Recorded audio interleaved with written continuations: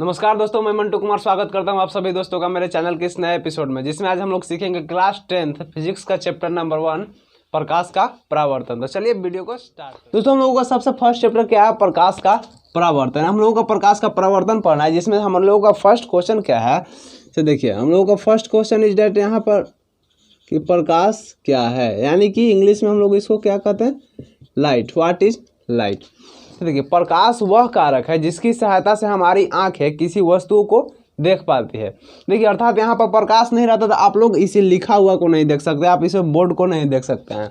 अगर इसको ऑब्जर्व करना होगा, आप अपने रूम में जाइएगा, डोर को लॉक करके लाइट को ऑफ कर दीजिएगा। तो रात में देखिएगा, जब रात में अगर लाइट कट जाती है तो हम लोगों को कुछ वस्तुएं दिखाई नहीं देती है। काहे? किस लिए नहीं दिखाई देती? क्योंकि प्रकाश वहाँ पर उपस्थित नहीं रहता है। तो हम लोग तो प्रकाश का मतलब समझ गए, प्रकाश का डेफिनेशन क्या होता है। अगला है हमारा क्वेश्चन कि प्रकाशीय स्रोत। प्रकाशीय स्रोत क्या है? तो देखिए, वैसा पदार्थ जिसे प्रकाश निकलती हो उसे हम लोग क्या कहते हैं? प्रकाशीय स्रोत। यानी कि जो प्रकाश को रिलीज करता है, यानी प्रकाश छोड़ता है, उसे हम लोग प्रकाशीय स्रोत कहते हैं। जिस वस्तु से प्रकाश बाहर निकलता है उसे हम लोग प्रकाशीय स्रोत कहते हैं। और एक बात और याद रखिएगा इसमें कि प्रकाश हमेशा सीधी रेखा में गमन करती है। प्रकाश जो है वो हमेशा सीधी रेखा में गमन करेगी, कभी भी ऐसे मुड़कर ऐसे नहीं जाएगी। प्रकाश हमेशा जब जाएगी तो सीधी रेखा में। ऐसे ऑब्जर्व करेंगे, देखिए, अब कहिएगा कि हम इसे परावर्तित करवा सकते हैं। देखिए, यहाँ से सीधी गई, अगर यहाँ पर आईना रखा हुआ है, दर्पण, यहाँ से सीधी गई और यहाँ से रिफ्लेक्ट हुई थी, तब पर भी यह सीधी है। देखिए, यहाँ से सीधी गई, फिर यहाँ से रिफ्लेक्ट होकर भी सीधी जा रही है। अर्थात प्रकाश कभी भी टेढ़ी लाइन में गमन नहीं करती, वह हमेशा सीधी रेखा में गमन करती है। और तीसरा क्वेश्चन है अप्रदीप्त। दीप्त और अप्रदीप्त। दीप्त या इसे हम लोग प्रदीप्त कहते हैं। दीप्त या बुक में देखिएगा तो इसे प्रदीप्त लिखा होगा, नहीं तो इसे हम लोग दीप्त भी कह सकते हैं। तो दीप्त पदार्थ क्या है? तो देखिए, वैसा पदार्थ जो प्रकाश रिलीज करता है, यानी कि वैसा पदार्थ जो प्रकाश को बाहर निकालता है, उसे हम लोग प्रदीप्त वस्तु कहते हैं। देखिए, जैसे कि टॉर्च का लाइट, यानी कि उसका खुद का प्रकाश है, माने वह प्रकाश को रिलीज कर सकता है। जैसे सन यानी कि सूर्य, टॉर्च लाइट, मोमबत्ती, ये सब क्या है? अप्रदीप्त या दीप्त वस्तु। इसका अपोजिट होगा अप्रदीप्त। तो वैसा वस्तु जो प्रकाश रिलीज नहीं करता, यानी कि प्रकाश नहीं छोड़ता, जिसके पास प्रकाश अपना खुद का नहीं होता है, उसे हम लोग क्या कहते हैं? अप्रदीप्त वस्तु। जैसे देखिए, यहाँ पर दीवाल, इस मार्कर को देखिए, प्रकाश तो नहीं छोड़ रहा है, ये भी हो सकता है अप्रदीप्त में। पेन मान लीजिए, कुछ भी, ये सब अप्रदीप्त में आती है। और अगला क्या है? और अगला है, कितना नंबर हुआ? चौथा नंबर, किरण। ध्यान समझिएगा, अगला किरण। देखिए, अब किरण किसे कहते हैं? किरण का स्पेलिंग होगा रे, RAY। रे मतलब किरण। देखिए, प्रकाश जिस पथ पर गमन करती है, जिस पथ पर प्रकाश गमन करती है, उसे हम लोग किरण कहते हैं। यानी कि जिस प्रकाश के जाने वाले पथ को हम लोग क्या कहते हैं? किरण कहते हैं। तो देखिए, उतना पढ़ने के बाद अगला क्वेश्चन इज डेट कि देखिए, किरण पुंज क्या है? किरण पुंज, तो किरण पर है कि प्रकाश जिस पथ पर गमन करती है उसे हम लोग क्या कहते हैं? किरण कहते हैं। तो किरण पुंज क्या है? देखिए, किरणों का जब समूह, यानी कि ढेर सारा जब किरण मिल जाएगा तो उस किरणों को समूह को हम किरण पुंज कहते हैं। यानी कि जब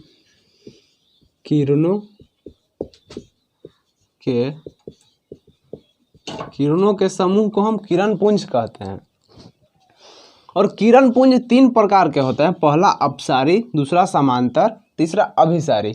और अपसारी किसे कहते हैं? तो देखिए, अपसारी की वैसा किरण पुंज जो एक बिंदु से निकलकर फैलती चली जाती है, उसे हम लोग अपसारी किरण पुंज कहते हैं। यानी कि वैसा किरण पुंज जो एक बिंदु से निकलकर फैलती चली जाती है, उसे हम लोग अपसारी किरण पुंज है। समांतर किरण पुंज क्या है? कि वैसा किरण पुंज जो एक सीधी रेखा में गमन करती है, उसे हम लोग समांतर किरण पुंज कहते हैं। और अगला हमारा अभिसारी। तो अभिसारी को देखिए, वैसा किरणपुंज जो एक बिंदु पर आकर मिलती हुई, देखिए वैसा किरणपुंज जो एक बिंदु पर आकर मिलती है उसे हम लोग अभिसारी किरणपुंज कहते हैं। तो अपसारी का डिफिनीशन देख, एग्जाम्पल देख लीजिए, सॉरी एग्जाम्पल देखिए, अपसारी का एग्जाम्पल, टॉर्च लाइट को जलाइएगा, टॉर्च लाइट होगी आपको, इलेक्ट्रिक बल्ब यानी कि विद्युत बल्ब जो हम लोग लाइट में बारते हैं लाइन से, बिजली से, वह बल्ब देखिए उसको बारिएगा तो वह जलते ही वो फैला देता है अपना प्रकाश, पूरा रूम में फैला देता है, यानी कि वह भी अपसारी किरणपुंज है।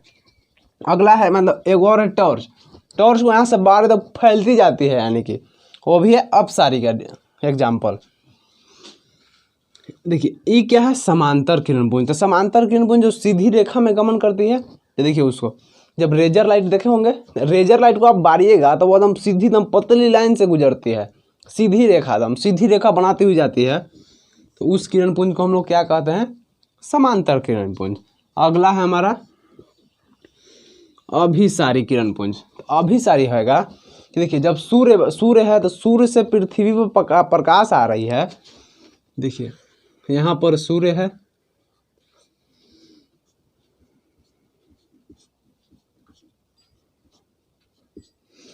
यहाँ पर पृथ्वी, इतनी छोटी पृथ्वी, यह अपने प्रकाश को आ रही है पृथ्वी पर, देखिए यहाँ से, यानी कि बहुत दूर से आकर एक छोटी बिंदु पर मिल रही है। तो यही जल्दी यह अभिसारी किरणपुंज का एग्जाम्पल है, सूर्य से आपतित पृथ्वी पर प्रकाश। अब इतना को नोट कर लीजिए, कॉपी पर देख लीजिए, नहीं तो स्क्रीनशॉट लीजिएगा तो स्क्रीनशॉट ले लीजिए। जब चलते हैं नेक्स्ट पेज पर। अब देखिए किरणपुंज पढ़ने के बाद हमें प्रकाश में कुछ पदार्थ के बारे में जानकारी लेनी है जो प्रकाश से रिलेटेड है। पहला जो है पारदर्शी पदार्थ, ये सब एग्जाम में छोटे एक नंबर का पूछने वाले सब ऑब्जेक्टिव है, ये सब पर ध्यान दीजिएगा। देखिए पहले कि आप लोग पेन कॉपी लेकर बैठिएगा, कभी भी पढ़ने बैठिए तो पेन कॉपी लेकर बैठिए, वैसे आप नोट, हम पढ़ाते हैं जाएंगे, आप नोट करते चलिएगा तो वैसे आसानी होगी। देखिए पहला है पारदर्शी पदार्थ। देखिए पारदर्शी पदार्थ किसको कहते हैं, वो ऐसा पदार्थ जिसके आर पार, यानी कि उसको हम आर पार देख सके या प्रकाश की किरण उससे गुजरकर आर पार हो सके, उसे हम लोग पारदर्शी पदार्थ कहते हैं। यानी जैसे देखिए कांच है, कांच उसमें हम इधर से ताकेंगे तो उस साइड वाला नजर आएगा, यानी कि उसमें हम आर पार देख सकते हैं। इसमें अगर वही कांच में हम प्रकाश की किरण गुजारेंगे तो उस साइड नजर आएगी ना, इसलिए उसको हम पारदर्शी पदार्थ कहते हैं। अगला क्वेश्चन है, अगला इसी पारदर्शी के बाद हम लोग को पारभासी, पारभासी किसे कहते हैं। देखिए पारदर्शी में तो पूरा पूरा प्रकाश पार कर जाए, लेकिन पारभासी ऐसा है, ऐसा पदार्थ है जिसमें प्रकाश की कुछ मात्रा प्रवेश करती है उससे, यानी कि वैसा पदार्थ जिसमें प्रकाश की कुछ मात्रा प्रवेश करती है उससे हम लोग पारभासी कहते हैं। इसका एग्जाम्पल हो जाएगा तेल से लिपटा हुआ कागज, तेल से लिपटा हुआ कागज। This is a most important example, क्या ये एग्जाम्पल बहुत पूछता है ऑब्जेक्टिव में, एग्जाम में, मैट्रिक एग्जाम में ही पूछता है ऑब्जेक्टिव में। अब पारदर्शी में जैसे लिख लीजिए कांच हो गया, कांच है। दूसरा जल ले लीजिए, जल में भी, साफ जल में भी प्रकाश को किरण को पार करिएगा तो वह पार कर जाती है। अगर देखिएगा किसी बर्तन में पानी को, साफ जल को लेकर लीजिएगा तो उसमें अंदर तकिएगा तो नजर आता है, अर्थात उसमें प्रकाश की किरण पार कर रही है। और अगला वायु, वायु में भी तो नजर आती है, यानी कि वायु में हम लोग देख रहे हैं, यानी कि इसमें भी हमारी प्रकाश की किरण पूरा पूरा पार कर रहा है। अब देखिए तीसरा क्या है, तीसरा है अपारदर्शी, अपारदर्शी पदार्थ। अपारदर्शी पदार्थ देखिए वैसा पदार्थ जिसमें प्रकाश की किरण पार करे ही ना, यानी कि उससे प्रकाश की किरण नहीं पार करती है। जैसे कि देख ले दीवाल, दीवाल में क्या प्रकाश की किरण पार करेगी, क्या नहीं ना, उसके आर पार हम देख सकते हैं कि इस दीवाल के पीछे क्या हो रहा है, नहीं देख सकते हैं, अर्थात वह अपारदर्शी है। पेड़ पौधा,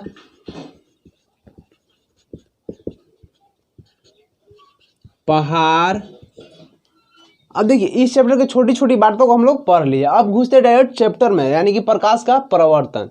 तो प्रकाश का परावर्तन किसे कहते हैं तो समझिएगा, थोड़ा सा एग्जाम्पल देकर समझाते हैं तो समझिएगा, समझने का प्रयास करिएगा।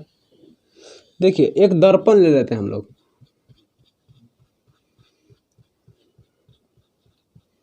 ये दर्पण है, ये दर्पण का एक साइड पॉलिश किया हुआ है, देखे होंगे कि दर्पण में एक साइड पॉलिश किया हुआ रहता है।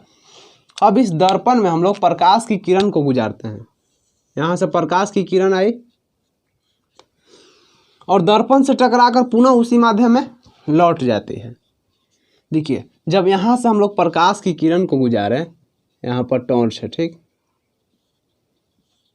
यहाँ पर टॉर्च समझिए कि यहाँ पर टॉर्च जल रही है।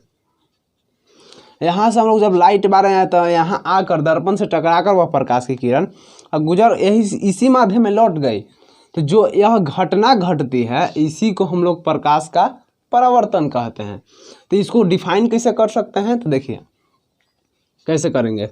जब प्रकाश की किरण किसी परावर्तक सतह, यानी कि दर्पण परावर्तक सतह है, तो वैसे इसको डिफाइन करेंगे। जब प्रकाश की किरण किसी परावर्तक सतह पर आपतित होकर उसे टकराकर पुनः उसी माध्यम में लौट जाती है तो इस घटना को हम लोग प्रकाश का परावर्तन कहते हैं।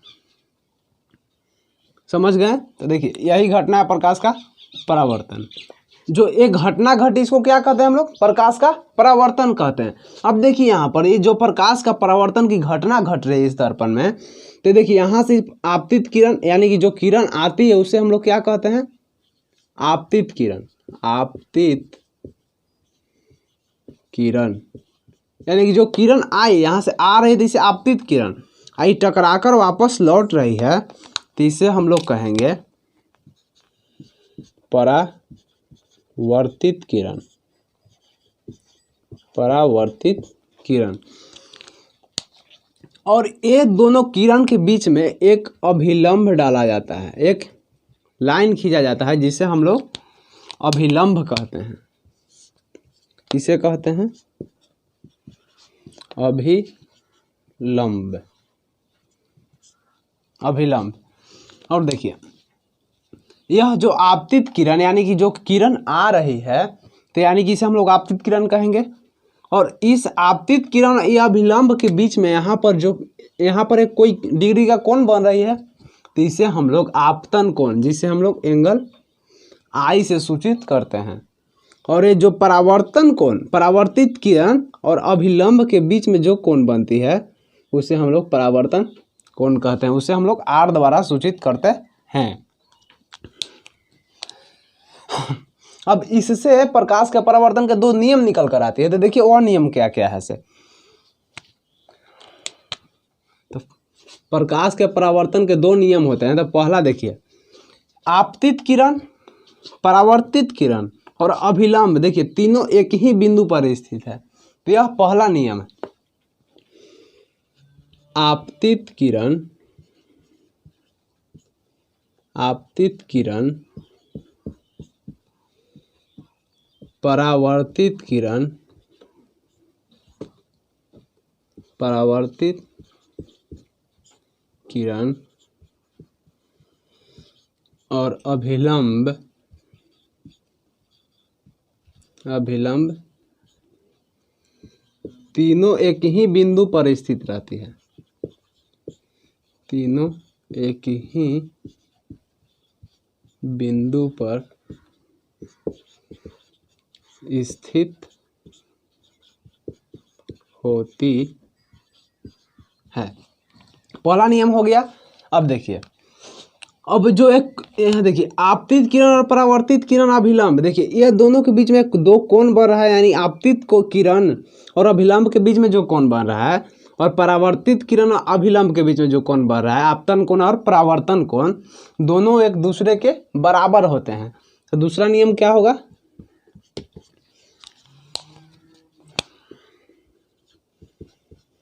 आपतन कोण बराबर होता है परावर्तन कोण के। परावर्तन कोण, जिसे हम लोग एंगल आई, यानी आपतन कोण को आई से बराबर एंगल आर। यह हो गया प्रकाश का परावर्तन के नियम, यानी 2 नियम। तो इतना तक तो समझ में आ गई। इसे नोट कर लीजिए, कॉपी पर नोट कर लीजिए पहले, या तो स्क्रीनशॉट ले लीजिए। तो आज के लिए बस इतना ही दोस्तों। आशा करता हूँ कि इतना समझ में आ गया होगा। समझ में आया तो लाइक करिएगा, चैनल पर नए तो सब्सक्राइब करके बेल आइकन को दबा दीजिएगा और अपने फ्रेंड्स के साथ शेयर करिएगा। और अगले वीडियो में हम लोग नेक्स्ट टॉपिक पढ़ेंगे। मतलब यहाँ तक तो हम लोग पढ़ लिए प्रकाश का परावर्तन तक। अब हम लोगों को दर्पण से पढ़ना है। दर्पण से कि दर्पण क्या है, दर्पण कितने प्रकार के होते हैं, दर्पण के कैसा दर्पण में कैसी प्रकाश की घटना घटती है, सब लोग हम लोग पढ़ेंगे। चलिए मिलते हैं नेक्स्ट वीडियो में नए टॉपिक के साथ।